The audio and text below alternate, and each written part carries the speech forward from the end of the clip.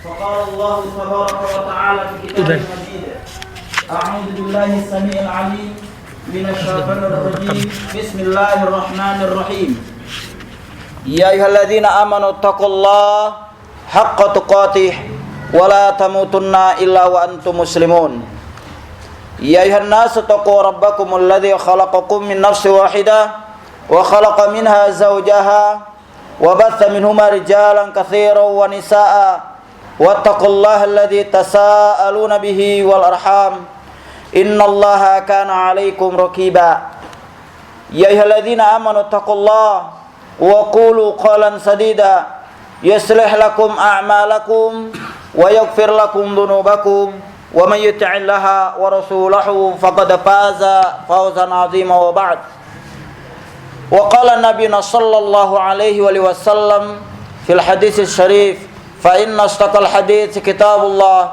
وخير الهدى هدى محمد صلى الله عليه وسلم وشر الأمور محدثاتها وكل محدثة بدعة وكل بدعة ضلالة وكل ضلالة في النار أيها الإخوان والأخوات في الله arhamanallahu wa iyyakum jami'an. Alhamdulillah, puji dan syukur kehadirat Allah Subhanahu wa taala yang dengan nikmatnya, dengan hidayahnya dan dengan anugerah yang Allah Subhanahu wa taala limpahkan terhadap kita hingga kita dapat berkumpul di salah satu rumah Allah Subhanahu wa taala ini dalam rangka untuk menegakkan satu ketaatan di antara ketaatan-ketaatan kita selaku hamba kepada Allah Subhanahu wa taala, yaitu talabul ilmi. Yang kita mengharap dan meminta kepada Allah Subhanahu wa taala agar ilmu yang kita dapatkan, ilmu yang kita tuntut bisa bermanfaat untuk kita dan sebagai jembatan paling termudah untuk kita untuk masuk ke dalam surga. Sebagaimana Rasulullah sallallahu alaihi wasallam menyebutkan, man salaka tariqan yaltamisu fi ilman sahalallahu lahu bihi tariqan ilal jannah. Allahumma inni as'aluka ilman nafi'an wa rizqan tayyiban wa amalan mutaqabbalan. Ya, kita mengharap semua daripada doa kita dikabulkan oleh Allah Subhanahu wa taala. Kemudian salat beriring salam diperuntukkan kepada Nabi kita Muhammad sallallahu alaihi wasallam, kepada keluarganya, kepada para sahabat-sahabatnya, dan kepada orang-orang yang mengikuti mereka di atas kebaikan hingga yaumil qiyamah. Al-ikhwatul izzatul kiram wa akhwatu fillah rahimanallahu wa iyyakum jami'an. Baik, insyaallah taala pada kesempatan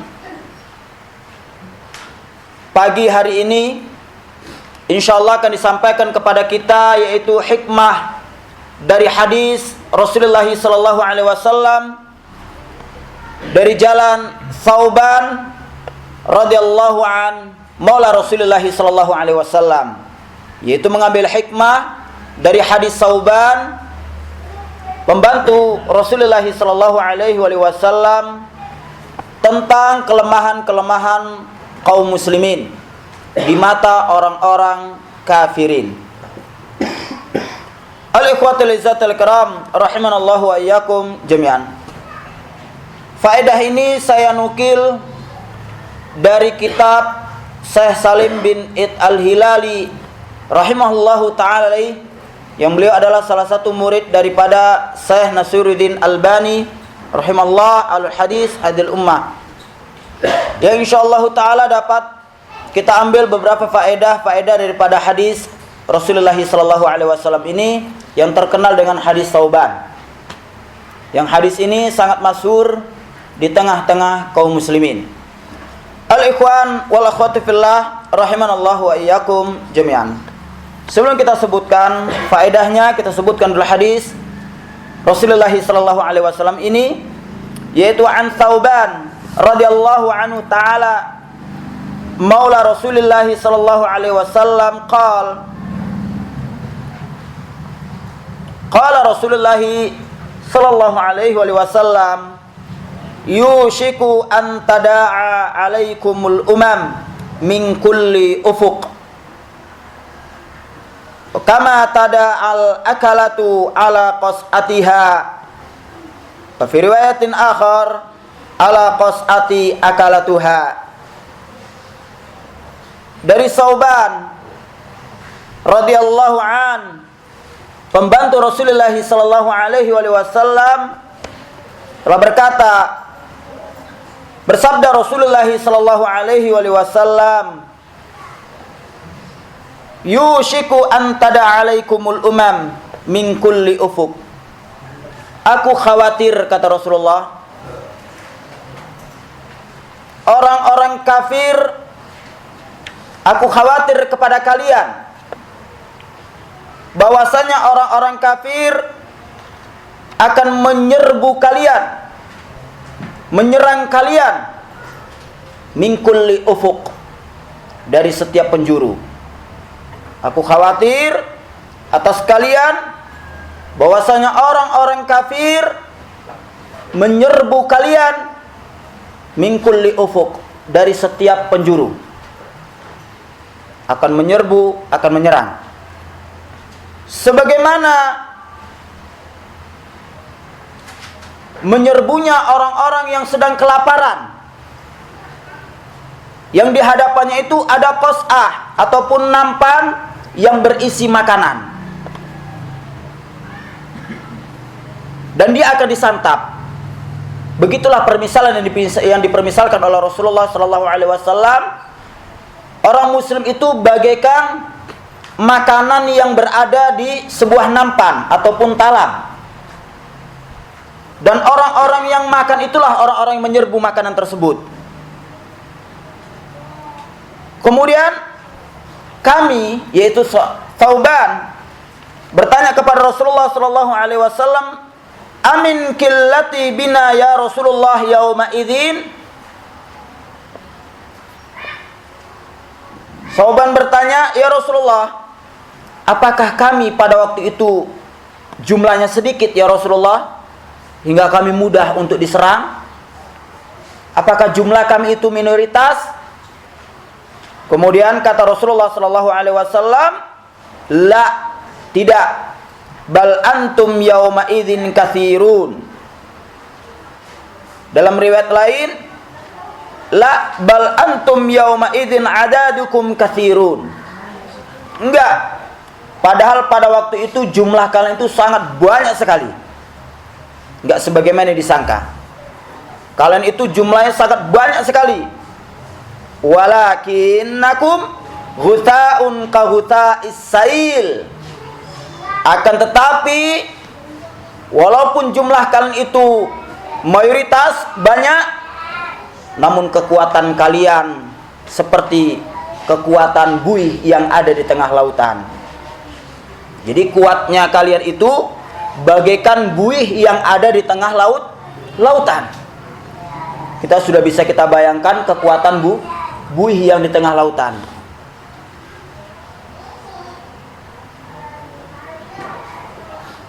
Yantazi'ul mahabata min kulli aduwikum. Dan Allah subhanahu wa ta'ala pada waktu itu telah mencabut rasa takut dari dada-dada musuh kalian. Jadi Allah telah mencabut rasa takut dari dada-dada musuh kalian. Maksudnya orang-orang kafir. Jadi orang kafir itu sudah enggak ada lagi takutnya dengan orang-orang muslim. Padahal di zaman Rasulullah itu masih mendengar kaum muslimin mau bergerak menuju ke suatu tempat saja orang kafir sudah takut. Makanya di zaman Rasulullah itu banyak Rasul itu mendapatkan harta fai. Bukan ghanimah, ya Pak ya, bukan ghanimah. Fai dengan ghanimah itu berbeda. Kalau ghanimah mendapatkan harta itu namun mereka berperang. Namun kalau fai, sebelum berperang mereka sudah lari duluan. Masih mau didatangi sudahlah lari. Dia tinggalkan harta-harta mereka. Jadi sudah ketakutan belum perang sudah lari duluan. Jadi itulah disebut dengan fai. Jadi ghanimah itu hasil perang, fai rampasan sebelum mereka itu berperang. Jadi orang kafir sudah takut duluan. Nah, nanti orang-orang kafir itu sudah nggak ada lagi rasa takut dan rasa khawatir terhadap orang-orang muslim. Walaupun jumlah muslim itu sangat banyak sekali, mayoritas, bukan minoritas.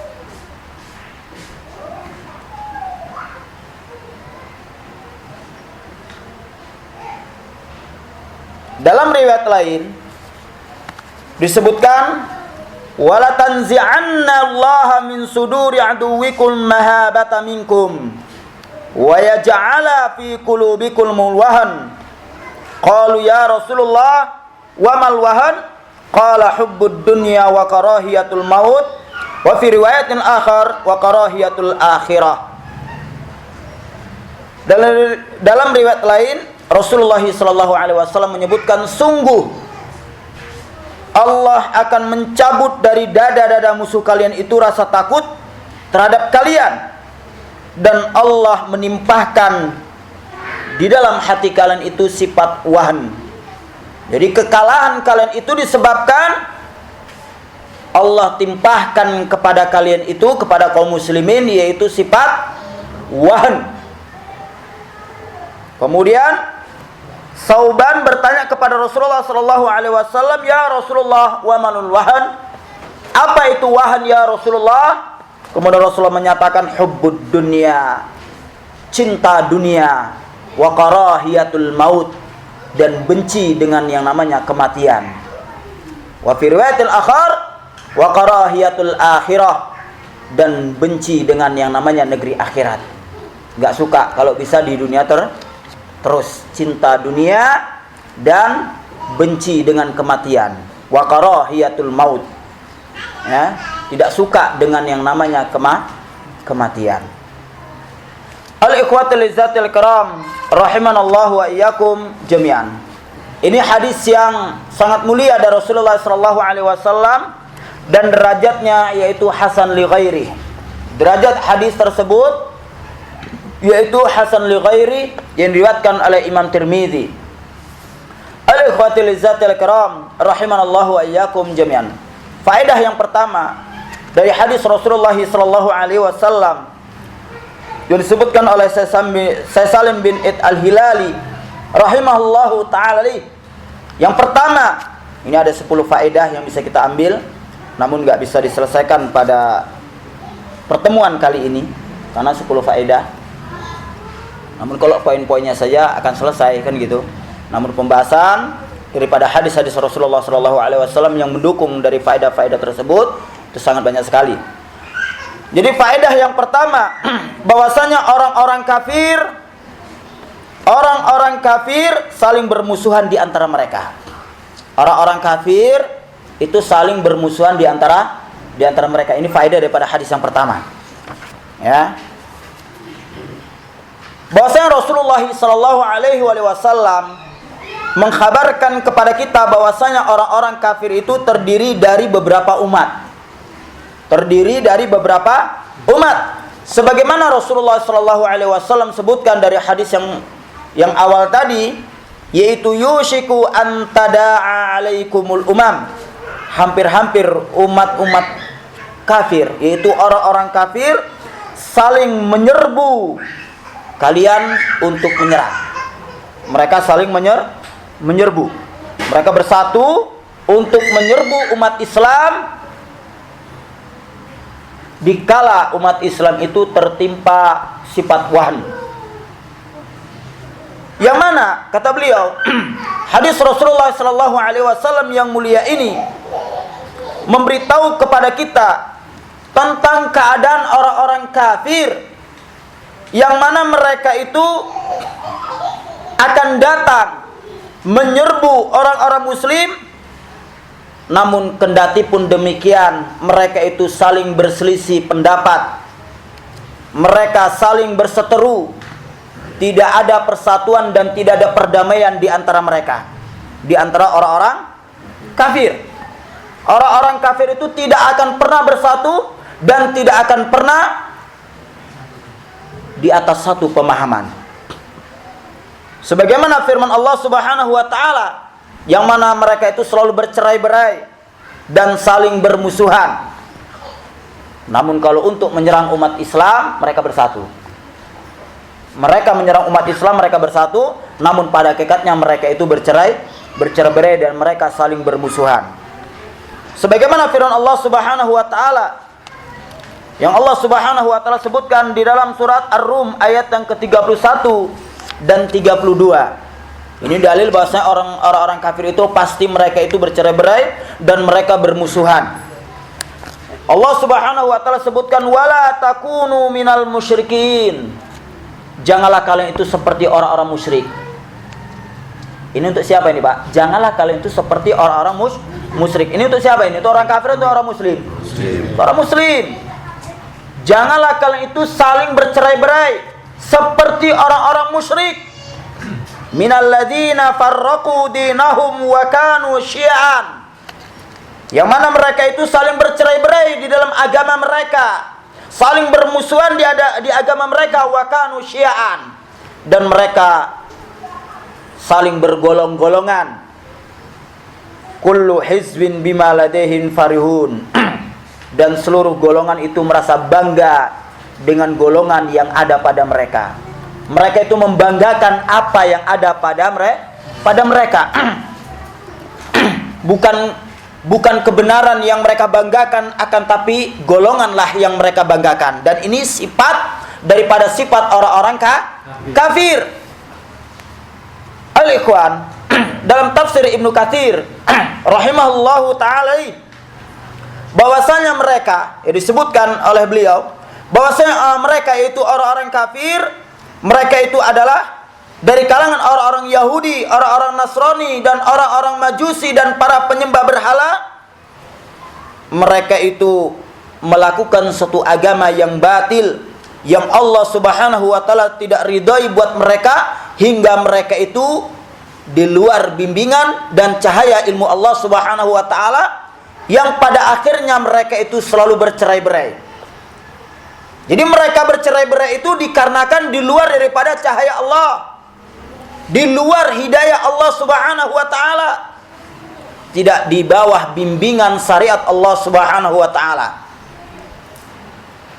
Nah, siapapun mereka, bagaimanapun kondisi mereka, jikalau mereka keluar daripada syariat Allah, jikalau mereka keluar daripada bimbingan Allah, maka mereka tetap akan seperti orang-orang kafir. Mereka itu akan bercerai-berai. Persatuan hanya pada kalimat Allah Subhanahu wa ta'ala. Allah Subhanahu wa ta'ala juga berfirman di dalam surat Al-An'am ayat yang ke-159. Innal ladzina farraqu dinahum wa kanu syi'an lasta minhum fi syai' innama amruhum ilallah. Bahasanya Allah Subhanahu wa ta'ala firmankan, sesungguhnya orang-orang yang memecah belah agamanya, yaitu agama Allah, memecah belah daripada agama Allah Subhanahu wa ta'ala, dan mereka menjadi bergolong-golongan, wa kanu syi'an, mereka menjadi golongan, lasta minhu fi syai', dan tidak ada sedikit pun tanggung jawabmu kepada mereka. Innama amruhum ilallah, maksudnya kepada Nabi Muhammad sallallahu alaihi wasallam. Jadi perceraian-beraian itu memang sudah ketentuan yang telah ditetapkan oleh Allah, dikarenakan mereka itu memecah belah agama Allah Subhanahu wa ta'ala. Innama amruhum ilallah, sesungguhnya urusan mereka hanyalah terserah kepada Allah Subhanahu wa ta'ala. Maka ayo ikhwan, seluruh penganut agama sebelum kita, yaitu orang-orang kafir terdahulu, mereka itu saling berselisih di antara mereka dalam hal pendapat, dalam hal pemikiran, dan perumpamaan-perumpamaan yang batil. Maka ini selaras apa yang dikatakan oleh Syekhul Islam Ibnu Taimiyah rahimahullahu ta'ala alaih, aslud dolal man dalla qiyasuhu ala nasin minallah ala asin munazzali minallah azza wa jal. Asal, akar daripada penyimpangan dan kesesatan-kesesatan, yaitu orang yang selalu mendahulukan logika. Jadi sumber kesesatan di tengah-tengah umat ini, kata beliau, dikarenakan mereka selalu mendahulukan logika dan perumpamaan yang batil, yang tidak berlandaskan dengan nas yang telah diturunkan oleh Allah Subhanahu wa taala. Ini sumber daripada kesesatan dan penyimpangan dan perpecahan di tengah-tengah umat.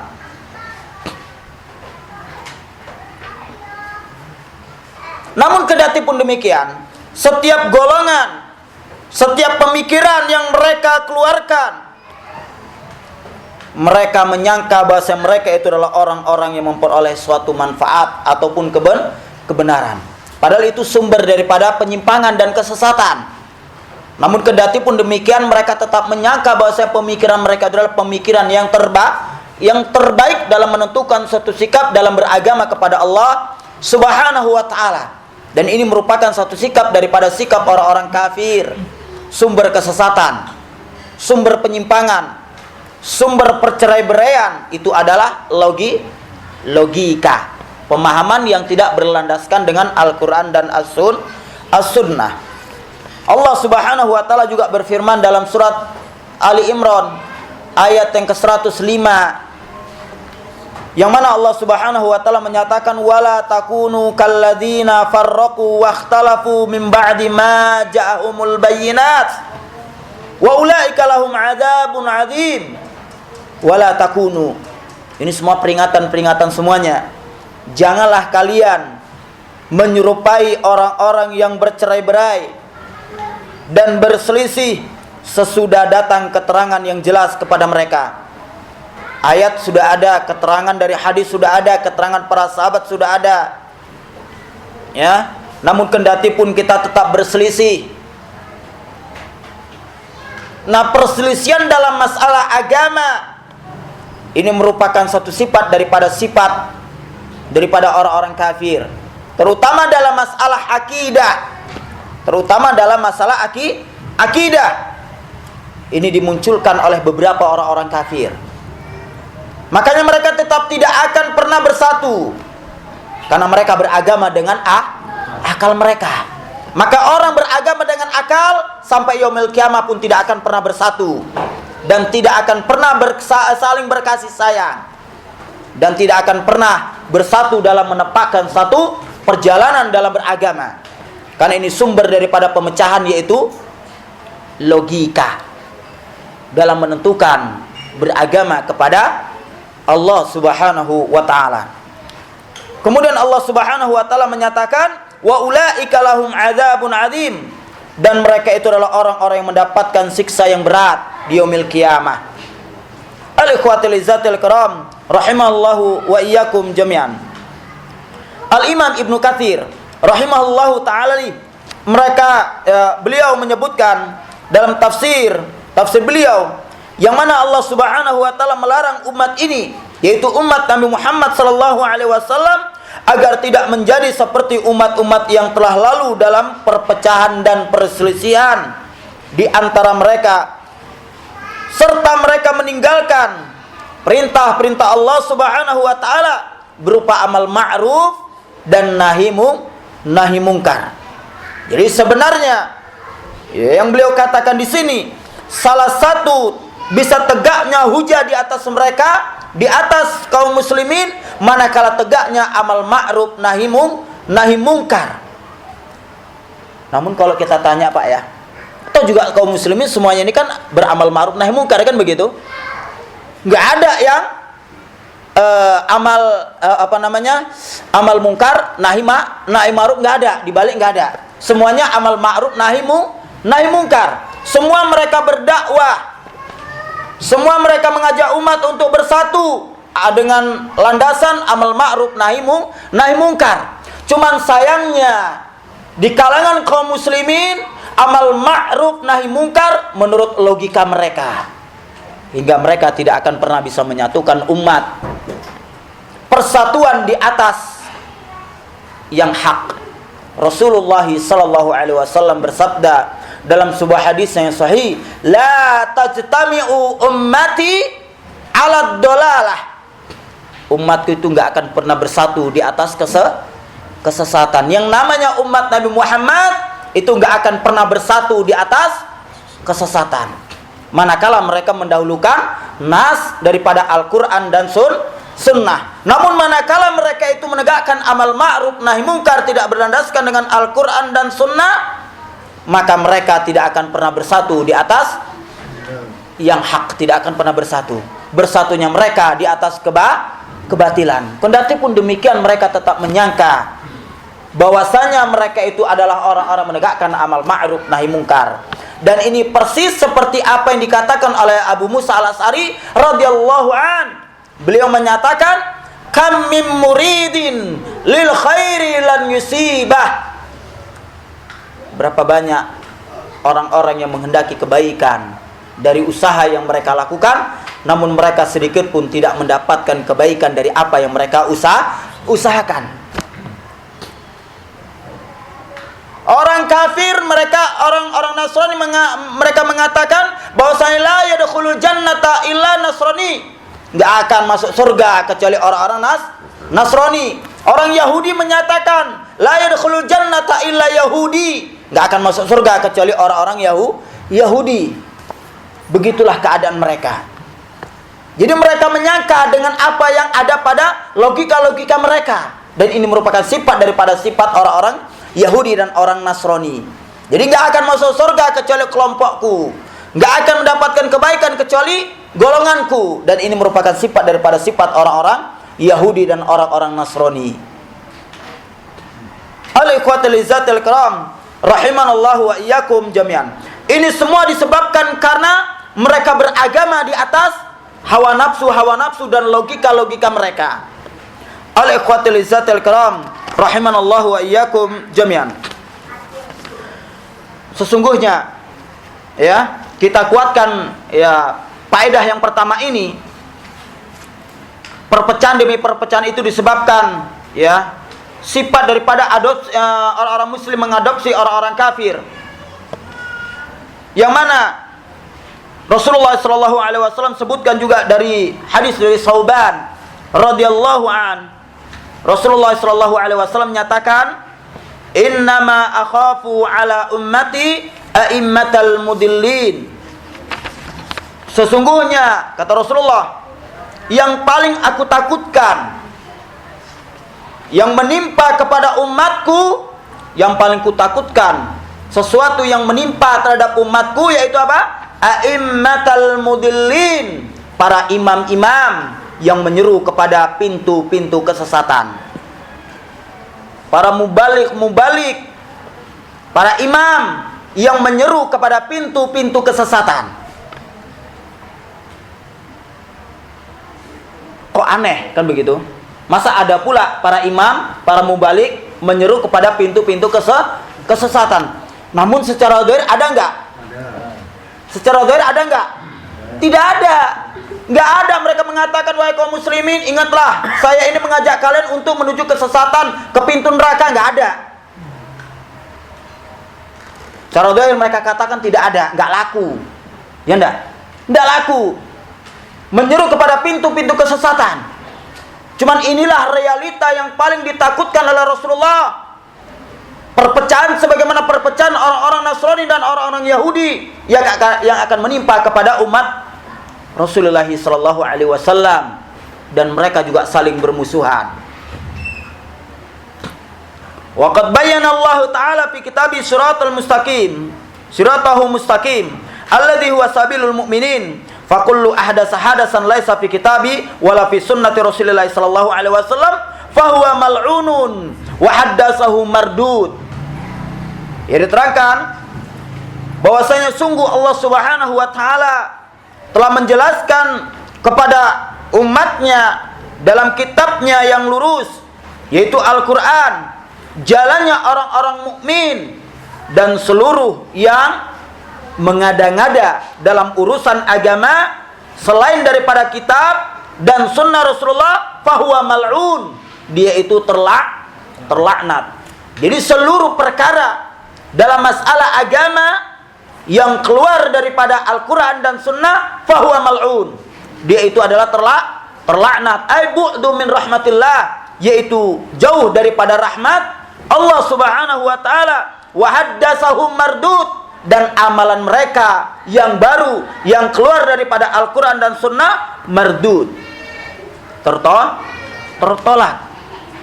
Makanya dijelaskan oleh beliau, waqad bayyana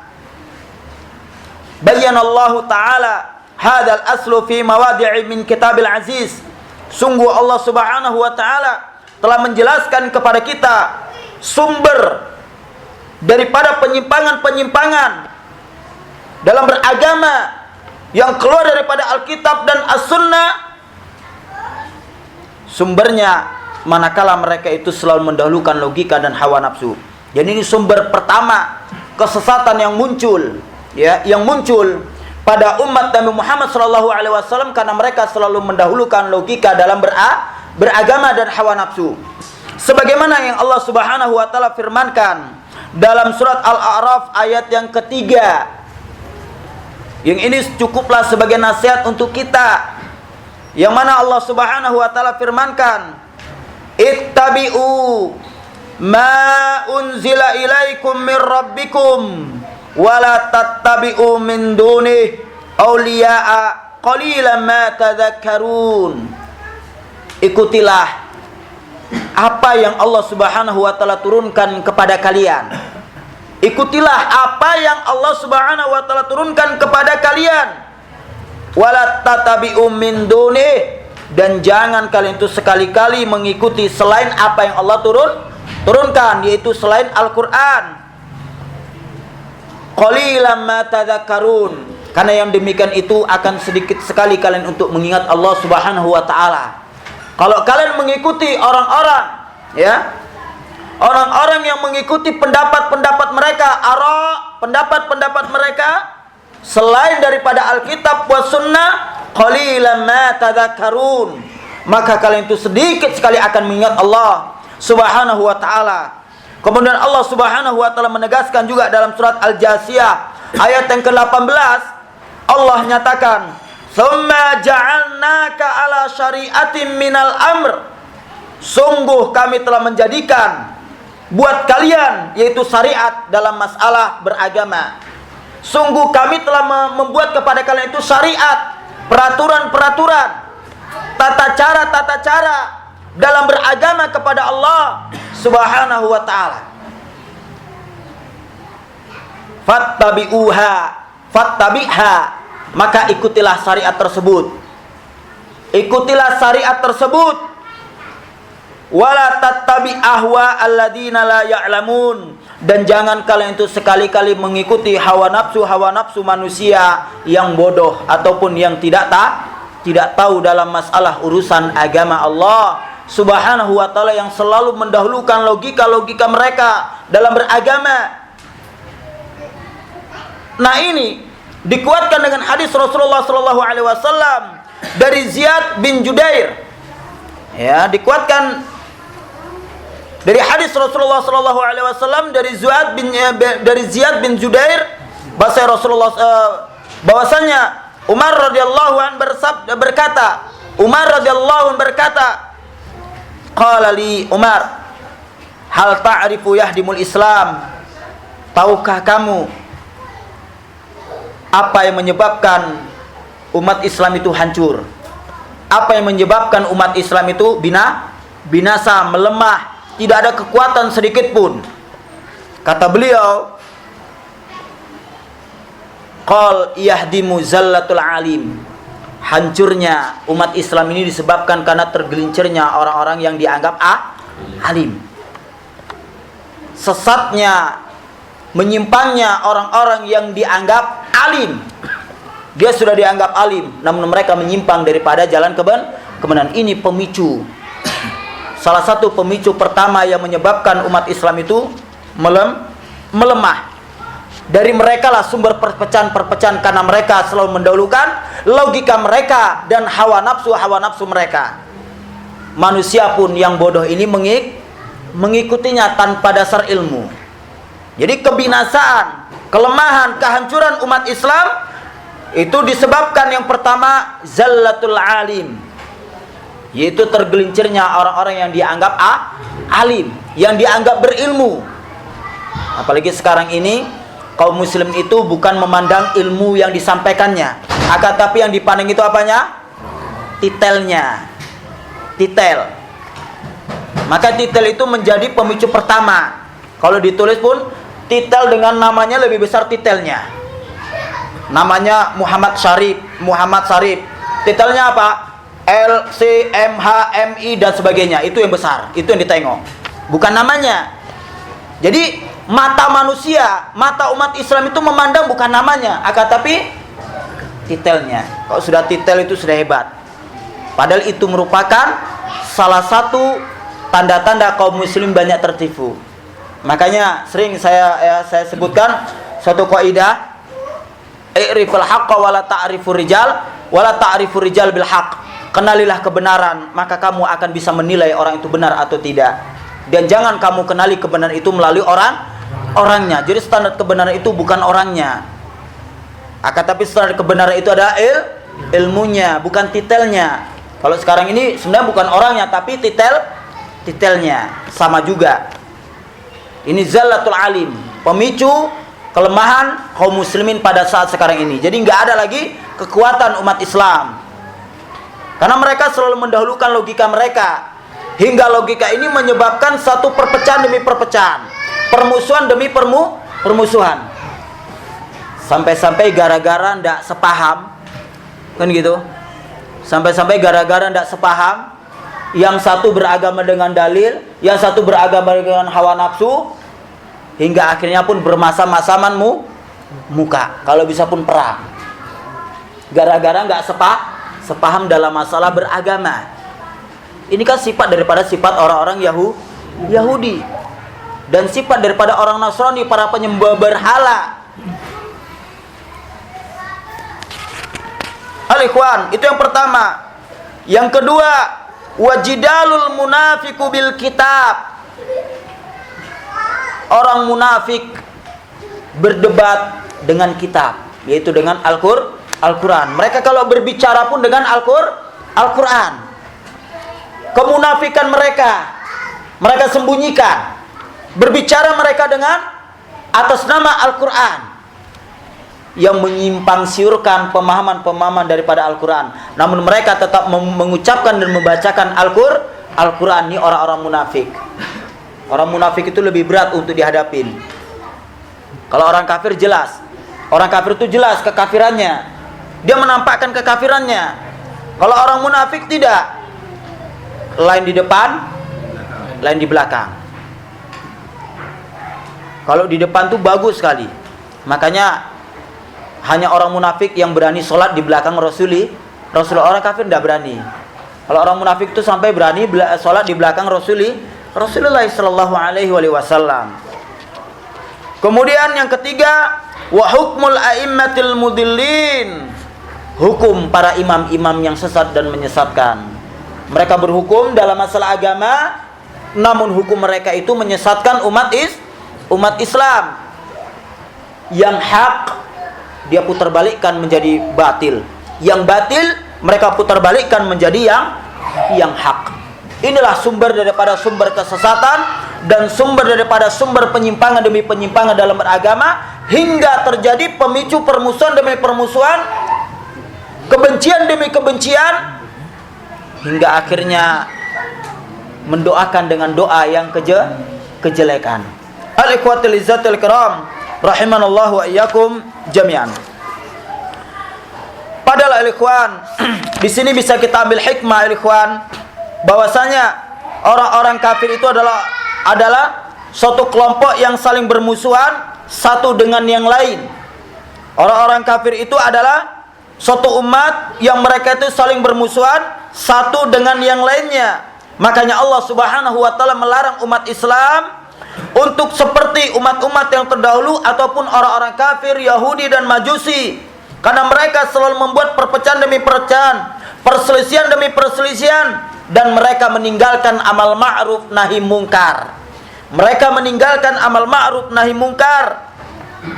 Oleh karena itu ya ikhwan, di sini ada beberapa poin yang harus kita ketahui untuk kita umat Islam. Yang pertama, bahwasanya umat Islam tidak boleh meniru sifat daripada sifat orang-orang kafir. Umat Islam tidak boleh meniru sifat daripada sifat orang-orang kafir. Merasa bangga dengan apa yang mereka milikin. Oh, kita kan banyak. Kita kan banyak. Gak mungkin kita salah, kan begitu? Nah, dari jumlah mereka itu mereka membanggakan. Oh, kita kan sudah punya ini, punya itu. Oh, kita kan sudah mendunia. Ini pada sifat-sifat orang-orang kafir. Rasulullah tidak pernah menunjukkan kepada sahabatnya jumlah penentu kebenaran. Bahkan disebutkan ahlu sunnati hum qillatul ummah. Ahlu sunnah itu jumlahnya sedikit, nggak banyak. Maka mereka itu, orang-orang kafir itu, mereka berbangga-bangga dengan apa yang mereka milikin. Maka banyak dari kalangan kaum muslimin mengadopsi sifat daripada orang-orang kafir. Oh, kita kan banyak. Suara terbanyak kan kita. Di mana-mana kita masuk. Di mana-mana kita masuk. Ke lubang sampah pun kita masuk. Ke lubang sampah pun kita masuk. Kemana-mana masuk, kita bebas. Kemana aja bisa. Apakah Rasulullah seperti itu? Rasulullah berdakwah kemana aja masuk? Kan tidak kan? Rasulullah tidak pernah masuk kemanapun saja. Makanya tatkala Rasulullah itu ditawari oleh orang-orang kafir untuk menjadi raja, Rasulullah nggak mau nerima. Padahal secara logika raja itu merupakan satu penentu, kan begitu? Kalau sudah jadi raja, maka aku akan bisa berkuasa. Jadi orang kaya. Ada sebagian mereka itu berdakwah dari sisi parlemen supaya bisa berdakwah. Ada dari sisi kaum muslimin berdakwah dari sisi perekonomian. Kita susun dulu perekonomian umat Islam, baru kita bisa berdakwah dengan jaya. Rasulullah ditawari apa? Harta. Rasulullah ditawari harta. Dikumpulkan harta yang ada di negeri Jazirah Arab untuk Rasulullah, dan Rasulullah akan menjadi orang paling terkaya. Kalau menurut logika kan, kalau sudah kaya kan enak ngatur, kan gitu. Makanya sekarang ini kan kekayaan itu sumber daripada pembicaraan kita didengar oleh orang. Kalau susah, kiri, mana orang mau dengar, kan gitu. Tapi kalau kaya, kan dengar. Maka kita harus kaya dulu. Rasulullah tidak seperti itu. Bukan kekayaan standar daripada keberhasilan dalam berdakwah. Kemudian kalau mau Rasulullah itu wanita-wanita yang tercantik, ya akan dikumpulkan wanita-wanita yang paling tercantik di Jazirah Arab untuk Rasulullah, dan Rasulullah orang paling terbanyak istri. Tapi Rasulullah semua itu tolak. Jadi kebanggaan itu tidak bisa kita unggulkan. Itu bukan merupakan sifat daripada sifat orang-orang muslim, itu sifat daripada sifat orang-orang kafir. Bukankah banyak kaum muslimin sekarang ini memiliki sifat-sifat yang demikian? Maka ini permasalahan pertama yang harus dijauhi oleh orang-orang muslim. Gak boleh berbangga-bangga dengan apa yang mereka miliki. Kalau mau berbangga, banggalah dengan agama Allah Subhanahu wa ta'ala yang hanif, yang mulia, bukan dengan apa yang ada pada diri kita. Kalau sekarang kaum muslimin kan berbangga dengan apa yang ada pada diri mereka. Padahal Allah Subhanahu wa ta'ala menyatakan, fala tuzakku anfusakum, jangan kamu sucikan diri-diri kamu. Kalau sudah merasa bangga kan merasa baik sendiri. Apalagi mereka sudah punya titel. Semua di isi tubuhnya ini titel semua, dari ujung rambut sampai ujung kaki, semua titel semuanya. Yang ini, yang itu, yang ini, yang itu, sudah hebat lah, kan gitu. Bangga dengan titelnya. Rasulullah sendiri tidak pernah berbangga. Ana sayyidul anbiya bidunil fakhar, kata Rasulullah. Aku itu penghulu daripada para nabi, namun aku mengucapkan tanpa ada kesombongan. Rasulullah saya penghulu para nabi aja nggak sombong. Ini masih titel, masih satu titel udah hebat kali. Masih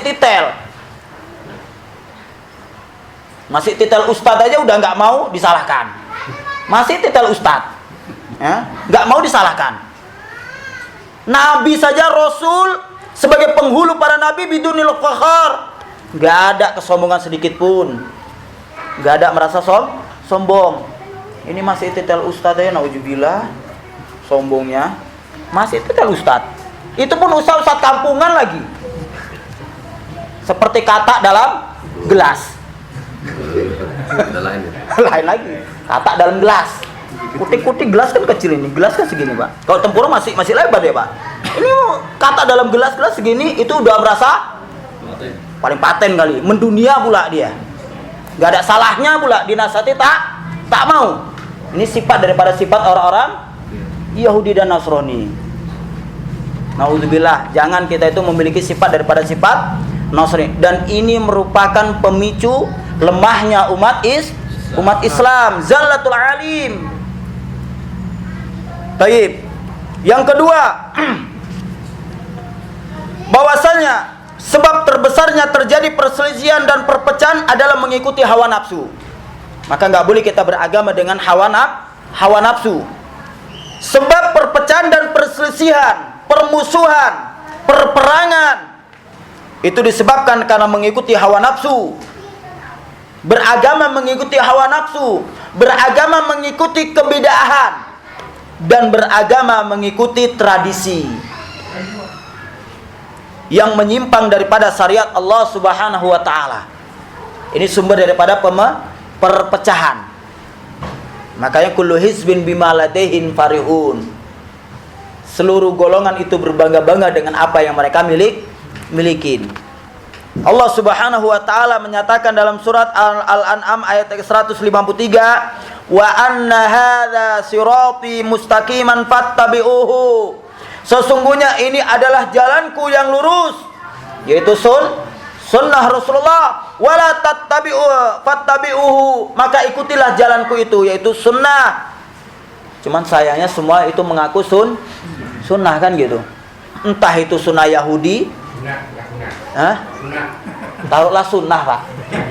Cuman kan ada sunnah Yahudi, ada sunnah Nasrani kan gitu, ada sunnah Rasulullah.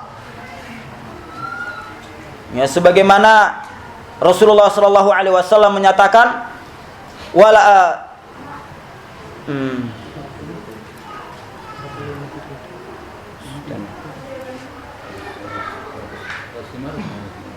Subhanallah, tunggu dulu Pak ya. Yang mana Rasulullah sallallahu alaihi wasallam menyebutkan tentang la tattabi'annana sunan man kana qablakum. Sungguh kalian itu akan mengikuti sunnah-sunnah orang-orang sebelum kalian. Sunnah. Kalian itu akan mengikuti sunnah-sunnah orang-orang sebelum kalian. Shibran bi shibrin, sejengkal demi sejengkal. Wa dhira'an bi dhira'in, sahasta demi sahasta. Lau dakhalu hujra labbin la dakhaltumuh. Hingga kalaupun mereka masuk ke lubang biawak, kalian pun akan masuk ke dalamnya. Kemudian kata Rasulullah, al-Yahud wan Nasara, ya Rasulullah, apakah sunnah yang kamu maksud itu sunnah Yahudi dan sunnah Nasrani? Qala faman, siapa lagi kalau bukan sunnah Yahudi dan sunnah Nasrani? Orang Nasrani memperingati kenaikan Isa Al-Masih. Ya enggak? Tak kalah ngetrennya umat Islam memperingati kenaikan Nabi Muhammad yang disebut dengan Isra wal Mi'raj. Padahal Rasulullah nggak pernah merintahkan. Orang Nasrani memperingati kelahiran Isa Al-Masih. Umat Islam memperingati kelahiran Nabi Muhammad. Umat orang Nasrani memperingati turunnya Isa Al-Masih. Dibuatlah cemana memperingati nuzul Quran.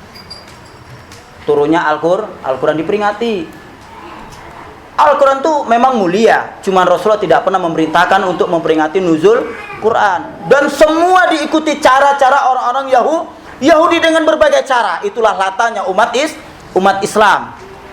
Jadi mereka selalu mengikuti sunnah-sunnah orang-orang terdahulu. Wala tattabi'us subul. Maka setelah Allah menyatakan ikutilah jalanku ini yang lurus, dan jangan kamu ikuti selain jalanku, jalan-jalan yang banyak ini, yaitu sunnah-sunnah Yahudi, sunnah Nasrani, sunnah Majusi, ya. Orang-orang Majusi, ya, mereka beribadah pakai bunga, kan gitu. Umat Islam tak kalah pentingnya. Bunga telai ayam pun dipakai untuk ibadah. Bunga telai ayam lagi. Kurang apa lagi? Taburi bunga telai ayam. Orang mati ditaburi bunga. Kan bodoh ini. Apa sangkut pautnya? Nggak kalah ngetren. Hah? Bunga kantil, bunga telai ayam. Ditabur di atas bunga. Ini sifat daripada orang-orang Majusi. Begitulah latanya orang-orang Muslim. Wala tattabi, jangan kamu ikuti mereka. Kenapa? Kalau kamu ikuti mereka, fatafarraqu bikum an sabili, kamu akan bercerai-berai daripada jalanku. Kamu akan saling bercerai-berai dari jalanku. Jadi sumber daripada perpecahan itu yaitu beragama dengan hawa nafsu. Mengikuti jalan orang-orang Nasrani dan orang-orang Yahudi dan Majusi. Janganlah kita memiliki sifat daripada sifat orang-orang Nasrani dan Majusi. Dzalikum wasaqum bihi la'allakum tattaqun. Yang demikian itu perintah daripada perintah Allah Subhanahu wa taala, maka ikutilah dia supaya kamu itu bertakwa. Itu yang kedua. Yaitu apa tadi? Tidak boleh kita itu beragama dengan hawa nafsu, bid'ah dengan tradisi. Ini penyakit daripada penyakit orang-orang kafir. Yang ketiga, ini masih poin pertama, Pak ya. Apa tadi, Pak? Poin pertama tadi, Pak. Orang kafir itu saling bermusuhan.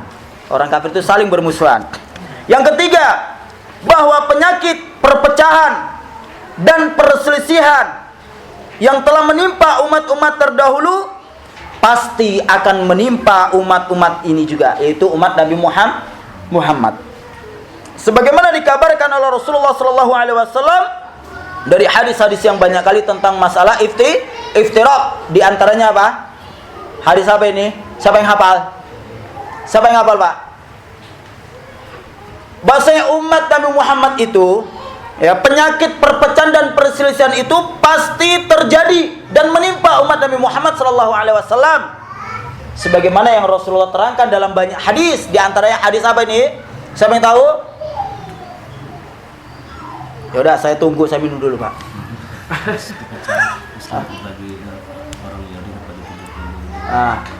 Lafadznya, Pak. Lafadznya, siapa yang bisa hafal lafadznya nih, Pak? Bismillah.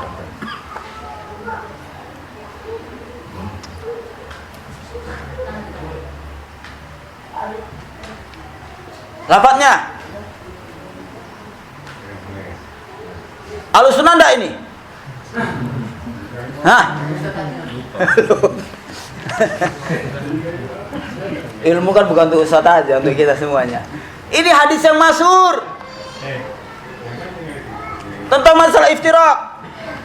Kalau bahasa Indonesianya insyaallah semua bisa, kalau satu persatu bisa. Bahasa Arabnya coba. Iqbal. Hodi. Aduh. Siapa, Pak? Hah? Siapa yang hafal? Tapi maaf, ini enggak ada hadiah loh, Pak. Enggak bawa kitab saya. Iftaraqati ummati ala 30 wa 70 firqatan kulluhum finnar illa wahidah. Itu diantaranya ya. Umatku terpecah menjadi 73 golongan dan semuanya masuk neraka kecuali yang satu. Kemudian para sahabat bertanya, "Man hum ya Rasulullah?" Siapa mereka itu ya Rasulullah? Yang satu, "Ma'ana alaihil yauma wa ashabi." Yang satu itu adalah orang-orang yang ikut sunnahku dan ikut sunnah para sahabatku. Dalam riwayat lain, humul jamaah. Mereka itu adalah jamaah. Namun jamaah bukanlah seperti yang dilogikakan dengan manusia, dengan hawa nafsu. Tafsir daripada jamaah itu bukanlah tafsir yang banyak dipahami oleh manusia. Apa itu? Banyak perkumpulan. Kita punya suatu kelompok, suatu jamaah. Bukan ini yang dimaksud dengan al-jamaah. Sebagaimana dikatakan oleh Abdullah ibn Mas'ud radhiyallahu an, beliau menyatakan al-jama'atu ma wafaqal haqq wa in kunta wahdak Jadi katakan jamaah itu adalah orang-orang yang berada di atas kebenaran dimanapun mereka berada, walaupun mereka sendirian, seorang diri, mereka tetap dikatakan jamaah. Maka jamaah itu tidak mesti harus jumlahnya itu banyak. Jangan kita tertipu dengan jumlahnya banyak. Banyak pun kalau seperti buih di tengah lautan, ada manfaatnya enggak kira-kira Pak? Ada enggak manfaatnya buih di tengah lautan? Enggak ada. Karena memang enggak ada kekuatan. Karena beragama di atas dasar dalil. Makanya Allah Subhanahu wa taala menyatakan, wa'tasimu bihablillahi jami'an wa la tafarraqu. Wa'tasimu bihablillahi jami'an. Berpegang teguhlah kalian itu dengan tali Allah yang kokoh. Dan jangan kalian itu bercerai-berai. Nah, di sini banyaklah para logika-logikaan, para ilmuwan menggali, mengorek ya, makna daripada hablum minallah ya. Wa'tasimu bihabli minallah, berpegang teguhlah kamu dengan tali Allah. Di antara mereka ini tali Allah ya kita ini, jamaah kita. Nah, maka kita jangan sempat keluar. Kalau keluar dari jamaah ini maka bagaikan kambing yang keluar dari gerombolannya dan akan dimangsa oleh serigala dan sebagainya. Jamaah, mereka tafsirkan ini jamaah. Padahal tali Allah itu yaitu kalimatul la ilaha illallah, bertauhid kepada Allah Subhanahu wa taala, bukan jamaah yang dimaksud dengan sebagian pendapat-pendapat ara'un nas, pendapat-pendapat daripada pendapat manusia. Itu kalimat la ilaha illallah, itulah tali Allah yang kokoh yang dapat menyatukan umat di atas satu agama. Al-ikhwatul izzatil kiram. Nah, ini yang ketiga. Bahasa perselisihan, perpecahan itu pasti terjadi pada umat-umat terdahulu dan akan menimpa pada umat-umat sekarang ini. Yang ini sudah merupakan sunatullah, tinggal kita saja menyelamatkan diri daripada perpecahan tersebut.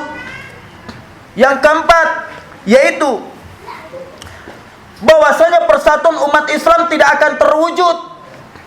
Ya, persatuan umat Islam, persatuan itu tidak akan pernah terwujud kecuali dengan kalimat dan jalan yang lurus menjadi umat yang menjadi umat ini satu.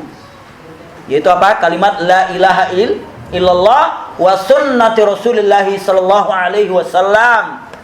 Sunnah yang satu, kalimat Allah, tauhid, dan diiringi dengan sunnah. Sudah itu saja, tidak lebih daripada itu. Karena semua daripada sumber ibadah itu dari tauhid, kan gitu, dari kalimat la ilaha illallah itu tadi. Itu yang keempat. Al-ikhwatul izzatul kiram, rahimanallahu wa iyyakum jami'an. Adapun persatuan yang dibangun yang berdasarkan keumuman yang tidak kokoh dan kepentingan-kepentingan beragama, maka itu merupakan perbuatan yang meniru ahlul kitab dan orang-orang Nasrani. Dimanapun seseorang yang melihat mereka dari balik dinding, seakan-akan mereka adalah umat yang satu. Ya. Seolah-olah mereka itu bersatu, padahal mereka itu bercerai-berai. Makanya orang kafir walaupun mereka itu berselisih pendapat untuk menyerang umat Islam itu tetap bersatu. Dan ahlul bidah, orang-orang yang pengekor hawa nafsu, membuat perkara-perkara baru, baru, mereka itu saling bermusuhan pada hakikatnya. Mereka akan mendahulukan logika mereka, karena mereka beragama dengan hawa nafsu mereka masing-masing. Mereka berpecah. Namun ingat, untuk memusuhi ahlu sunnah mereka akan bersatu. Untuk memusuhi ahlu sunnah mereka bersatu, sebagaimana orang-orang kafir. Karena setan-setan itu akan bersatu untuk memusuhi yang hak. Walaupun mereka itu, setan itu kan mencerai-beraikan terus itu. Setan itu mencerai-beraikan, di antara mereka saling bermusuhan. Namun ingat, untuk memerangi yang hak, setan itu menyatukan. Maka setiap ahlul bidah, ya, ahlul syirik, mereka itu bersatu untuk menyerang Ahlus Sunnah. Walaupun mereka itu pada hakikatnya mereka saling bermusuhan sebagaimana orang-orang kafir. Orang kafir juga seperti itu. Makanya jangan kita itu heran kalau melihat orang-orang pengekor hawa nafsu tatkala mau menyerang Ahlus Sunnah itu mereka bersatu, jangan heran. Namun Allah Subhanahu wa taala menyatakan tahsabuhum jami'an wa qulubuhum syatta.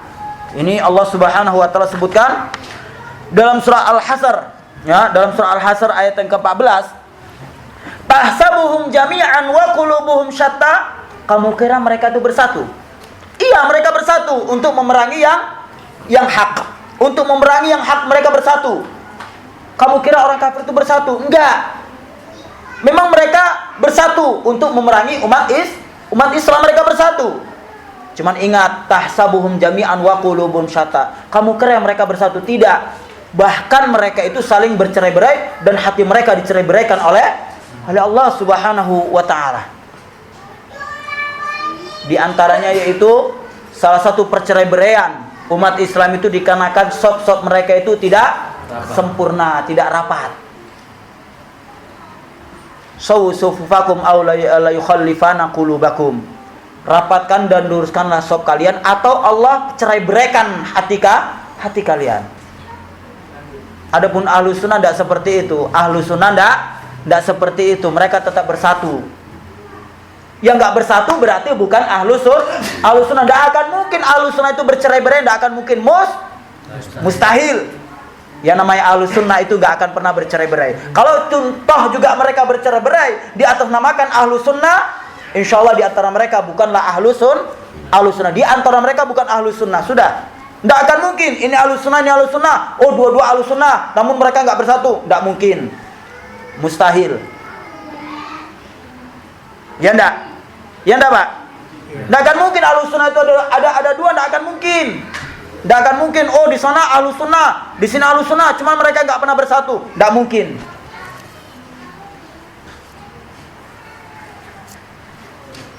Syekhul Islam Ibnu Taimiyah pernah mengatakan, sampaikan salamku kepada Ahlus Sunnah dimanapun mereka berada.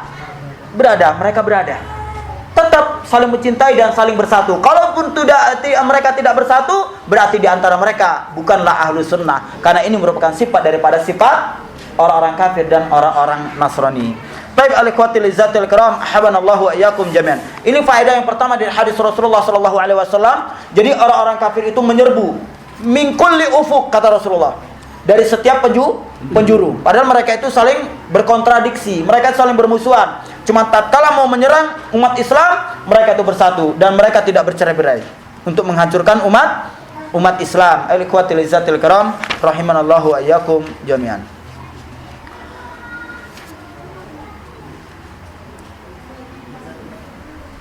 Setengah 12 Pak, ya udah Pak ya. Masih 1 poin. Ini 10 poin. Sekarang kita cukupkan atau udah Pak? Cuma Pak? Ini masih setengah 12 ini. Saya tawarkan. Lanjut. Oke. Sepakat ya? Ini lanjut aja Bun.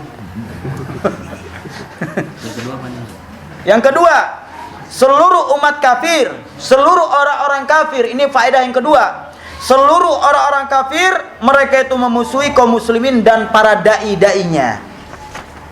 Seluruh orang kafir itu memusuhi umat Islam dan kaum muslimin dan para dai-dainya. Kendati pun ikhwan, sebagaimana telah kita sebutkan tadi, orang-orang kafir itu saling bermusuhan di antara mereka, akan tapi mereka bersatu, padu di antara mereka untuk memerangi umat Islam, kaum muslimin dan para dai-nya. Oleh karena itu Rasulullah sallallahu alaihi wasallam menghabarkan bahwa orang-orang kafir akan saling menyeru di antara mereka untuk memerangi Islam dan menipu daya umatnya. Sebagaimana Allah Subhanahu wa taala menyatakan dalam surat An-Nisa ayat ke-101, innal kafirina kanu lakum aduwwan mubina. Tadi kita sebutkan bahwa orang-orang kafir itu saling bermusuhan, namun mereka untuk memerangi umat Islam mereka bersatu. Jadi seluruh orang kafir itu musuh umat Islam. Sebagaimana Allah nyatakan dalam surat An-Nisa ayat 101 Pak ya. Sesungguhnya orang-orang kafir itu adalah musuh bagimu yang nyata. Sesungguhnya orang-orang kafir itu musuh bagimu yang nyata. Jadi kalau sudah musuh kan tidak akan mungkin musuh itu diidolakan. Logika enggak Pak? Kalau musuh itu diidolakan. Cocok enggak ini? Dia musuh kita, tapi saya ngepen kali sama dia. Saya ngepen kali sama orang kafir ini. Gimana coba? Udah jelas itu musuh. Orang kafir itu siapa? Musuhku. Tapi kamu ngepen enggak? Oh, saya ngepen kali sama dia. Cocok enggak ini? Enggak cocok. Udah jelas itu musuh, jangan ngepen. Ini udah musuh tapi ngepen. Tahu ngepen, Pak? Bukan dipen. Mengidolakan. Kalau sudah musuh itu ya dibenci. Sifat mereka, akhlak mereka, cara mereka itu jangan dicontoh. Sifat mereka itu sifat permusuhan. Sifat mereka itu sifat kedengkian. Makanya orang-orang kafir itu menanamkan sifat dengki terus sampai yaumil qiyamah. Enggak pernah yang namanya itu ridho, enggak pernah. Dengan orang kafir itu enggak akan pernah ridho. Tetap akan bermusuhan. Jadi sebenarnya kedengkian itu sifat orang-orang kafir. Kalau orang muslim itu enggak ada sifat kedengkian. Sifat orang muslim itu apa yang dalam hatinya, Pak? Hah? Habbah, yaitu kasih sayang dan selalu mendoakan, bukan kebencian. Kebencian itu, kedengkian itu merupakan sifat daripada sifat orang-orang kafir. Kemudian Allah Subhanahu wa taala menyatakan bahwa orang-orang kafir itu sebagian mereka mencintai sebagian yang lainnya ketika Islam menjadi musuh mereka. Tadi telah kita sebutkan bahwasanya orang-orang kafir itu walaupun mereka saling bermusuhan, cuman tatkala untuk menyerang kaum muslimin mereka itu saling mencintai supaya mereka bersatu padu. Jadi sebenarnya sudah banyak bagaimana Allah Subhanahu wa taala menyatakan dalam surah Al-Anfal ayat yang ke-73, walladzina kafaru ba'duhum awliya'u ba'd. Dan orang-orang kafir itu saling berkasih sayang satu dengan yang lainnya. Illa taf'alu antakula fitnatan fil ardi wa fasadun fil ard. Ya, jadi orang-orang kafir itu sebagian mereka itu pelindung bagi sebagian yang lain. Itulah sifat orang-orang kafir. Jadi melindungi untuk memusuhi umat Islam, supaya membuat kekacauan demi kekacauan di permukaan bumi ini, untuk mengacaukan dan untuk merusak akhlak orang-orang muslim. Oleh karena itu, al-ikhwatul izzatul kiram rahimanallahu wa iyyakum jami'an. Maka sebenarnya pemikiran yang paling terjelek, tipu muslihat yang paling terjelek itu adalah sifat orang-orang kafir. Umat Islam enggak punya sifat jelek. Siasah, tipu daya itu hanya diperbolehkan dalam peperangan. Di luar itu tidak boleh menipu daya. Hanya dalam peperangan lah Rasulullah membuat satu siasat. Karena pada waktu itu memang jelas-jelas hadapannya itu orang kafir. Dan selain itu tidak pernah Rasulullah itu membuat satu siasat, ya, kedengkian, permusuhan. Di luar itu tidak ada. Bukankah Rasulullah tatkala mau memerangi suatu kaum, ya, Rasulullah kirim dulu dai ke satu tempat. Kalau mereka tidak mau, ancam mereka itu dengan bayar jizyah, upeti. Kalau juga enggak mau, baru mereka itu diperangi. Enggak langsung diperangi. Itulah dakwah Rasulullah bil hikmah. Dakwahi dulu. Sampaikan ilmu kepada mereka. Enggak mau, ingat mereka terus bayar upeti, pajak, upeti, jizyah. Enggak mau juga mereka bayar upeti kepada kaum muslimin, karena sebenarnya mereka tidak layak tinggal di bumi Allah. Kalaulah bukan umat Islam yang tinggal di negeri ini, di bumi ini, maka orang kafir enggak layak. Maka sebenarnya mereka itu numpang dengan orang-orang muslim di bumi Allah ini. Jadi mereka itu numpang dengan orang-orang muslim sebenarnya. Jadi yang layak untuk diwarisi, untuk yang layak mewarisi bumi Allah ini orang-orang muslim. Mereka tidak layak untuk mendapatkan warisan daripada hartanya Allah Subhanahu wa taala. Nah, ikhwatul izzatil kiram rahimanallahu wa iyyakum jami'an. Oleh karena itu, kita kaum muslimin, hendaklah kita menjauhkan daripada sifat-sifat mereka. Sifat permusuhan, sifat kedengkian. Yang ada adalah doa, mahabbah, kasih sayang, dakwah bil hikmah. Kalau enggak mau juga doakan, sudah selesai masalah. Kan gitu. Dakwahi, kalau enggak mau doakan, bukan diperangin. Karena kita bukan pemimpin. Tapi kalau kita punya tampuk kekuasaan, barulah kita bisa melakukan hal yang demikian.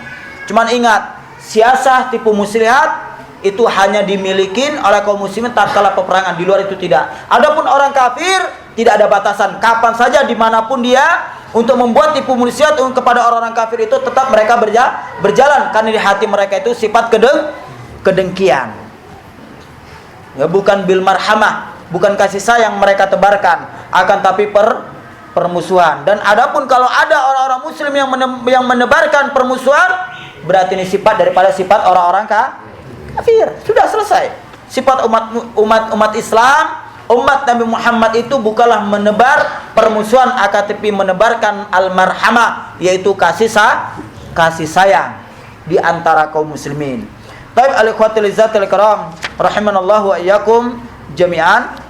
Mungkin hanya dapat kita sampaikan, insyaallah 8 poin lagi yang akan datang akan kita sampaikan hikmah daripada hadis daripada Sauban. Jadi yang pertama tadi, bahwasanya umat kafir, orang kafir itu saling bermusuhan.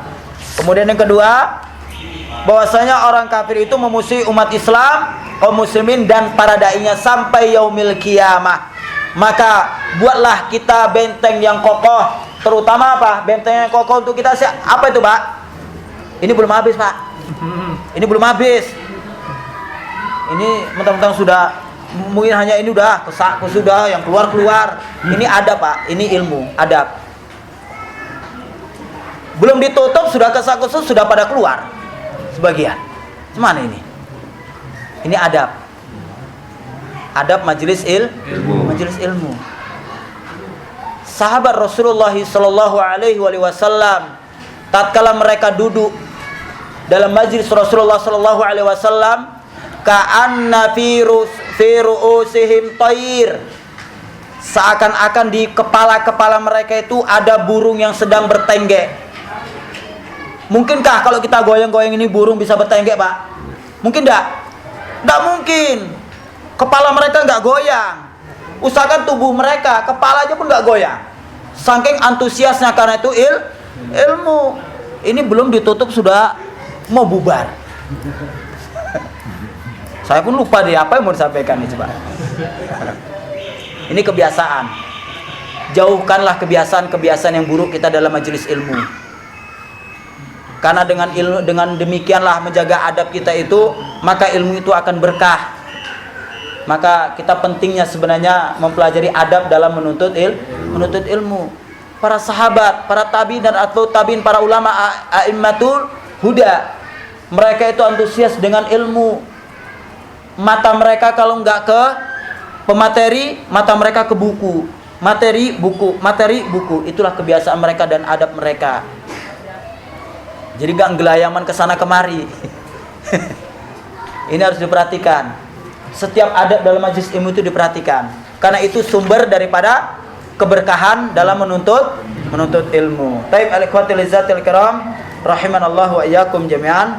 Mudah-mudahan apa yang kita dapatkan dalam majelis ilmu ini daripada ayat-ayat Allah ataupun hadis-hadis Rasulullah sallallahu alaihi wasallam dapatlah bermanfaat bagi kita hingga kita bisa membawa perbekalan kita di yaumil qiyamah dengan amalan dan ilmu yang selama ini Allah karuniakan kepada kita.